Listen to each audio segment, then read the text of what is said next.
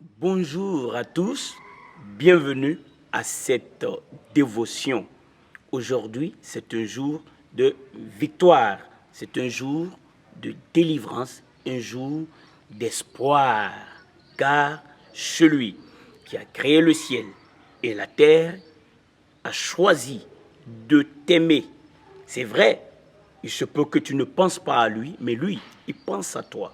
Il veut ton bien, il veut ta délivrance, il veut ton bien-être, il veut ta guérison. Aujourd'hui, je t'invite à suivre avec moi une histoire qui a marqué mon attention, qui a retenu mon attention et que je voudrais partager avec toi. Cette histoire se trouve dans l'Évangile selon Luc, le chapitre 13, le verset 10. Jésus enseignait dans une des synagogues le jour du sabbat. Il était en train d'enseigner. Tiens-toi bien. Et voici, il y avait là une femme possédée d'un esprit qui la rendait infirme depuis 18 ans. Elle était courbée. Elle ne pouvait pas du tout se redresser. Quelle triste circonstance physique. Mais c'est une réalité. 18 ans de souffrance, imagine-toi. Lorsqu'il la vit, Jésus lui adressa la parole et lui dit, « Femme, tu es délivrée de ton infirmité. » Oh, quelle parole d'espoir! Parole que prononce notre Seigneur Jésus. Et il lui imposa les mains. À l'instant, elle se redressa et glorifia Dieu. Il a parlé et il a agi. Qui? Le Seigneur Jésus. Mais le chef de la synagogue, indigné de ce que Jésus avait opéré, cette guérison un jour de sabbat, dit à la foule, « Il y a 6 jours pour travailler, venez donc vous faire guérir ces jours-là, et non pas le jour du sabbat. » Hypocrite, lui répondit le Seigneur, « Est-ce que chacun de vous, le jour du sabbat, ne détache pas de la crèche son bœuf ou son âne pour le mener boire? Et cette femme qui est une fille d'Abraham, écoute bien cela, et que Satan tenait liée depuis 18 ans, ne fallait-il pas la délivrer de cette chaîne le jour du sabbat? » Tandis qu'il parlait ainsi, tous ses adversaires étaient confus. Et la foule se réjouissait de toutes les choses glorieuses qu'il faisait. Voici pourquoi il est important d'accepter Jésus comme ton sauveur et ton Seigneur. Il est celui qui délivre.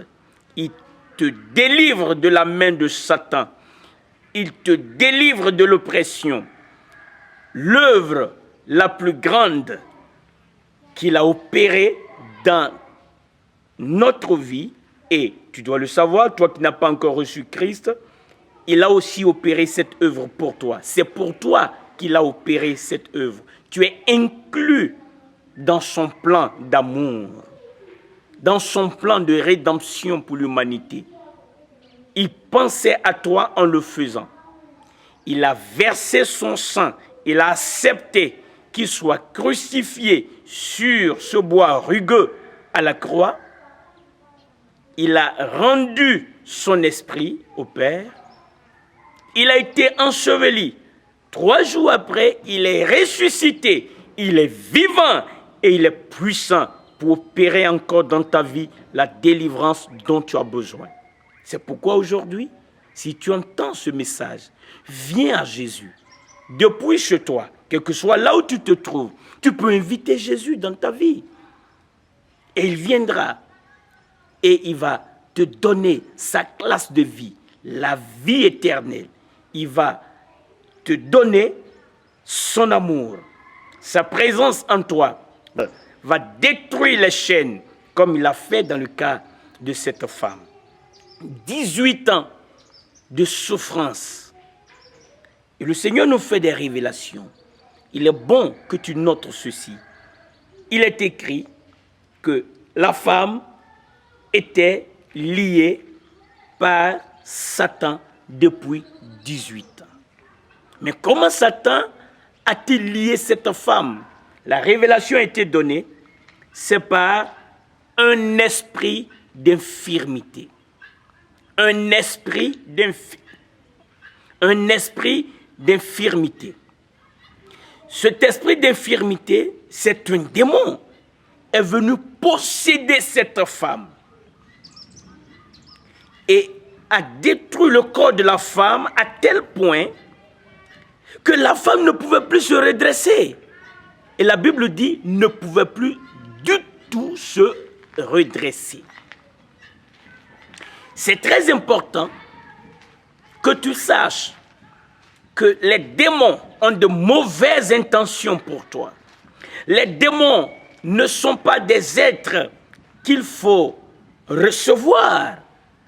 Les démons sont des esprits méchants. Ils viennent, ils possèdent les corps pour les troubler, pour les tourmenter, pour les opprimer. Et c'est le cas pour cette femme. 18 ans, elle était courbée.